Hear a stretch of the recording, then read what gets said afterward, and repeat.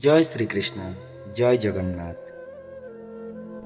प्रथम अध्याय अर्जुन विषाद योग श्लोक 10 अपर्याप्तं तदस्माकं बलं भीष्माभिरक्षितं पर्याप्तं तु इदमेतेषां बलं भीष्माभिरक्षितम्।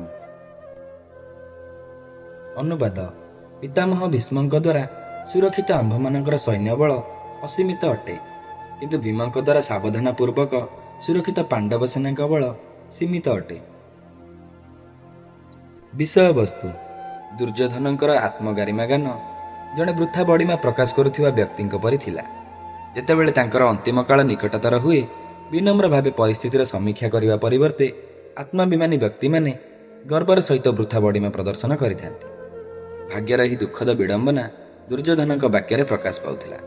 जेतेबेले से कहिले जे भीष्मଙ୍କ द्वारा संरक्षित तांकर शक्ति असीमित अटे। पितामह भीष्म कौरव सेनार सर्वोच्च सेनाध्यक्ष थिले। तांको इच्छा मृत्युर वर प्राप्त थिला, जहाँकि तांको प्रकृत पक्षे अजय करुथिला। पांडवଙ୍କ पक्षरे भीमଙ୍କ द्वारा सैन्य संरक्षित थिले। से दुर्योधनଙ୍କର चिर शत्रु थिले, तेणु दुर्योधन भीष्मଙ୍କ शक्ति सहित भीमଙ୍କ शक्तिर तुलना करुथिले। भीष्म उभय पांडव और कौरवଙ୍କର पितामह थिले एवं आंतरिकता सह दुई पक्षर हित कामना करुथिले।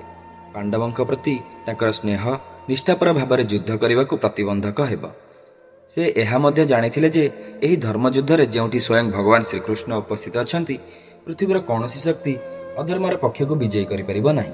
तथापि से हस्तिनापुरर प्रजा और कौरवଙ୍କ प्रति निजर नैतिक प्रतिबद्धता पई पांडवମାନଙ୍କ विपक्षरे लड़िबाको स्थिर करिथिले। एही निर्णय भीष्मଙ୍କ व्यक्तित्वर दुर्बोध चरित्र को प्रदर्शित करिथाए। जदि आम भिडियोटी आपनको भल लागि थाए तेबे लाइक शेयर सब्सक्राइब करने को जमा भी भूलिबेनी। जय श्रीकृष्ण जय जगन्नाथ।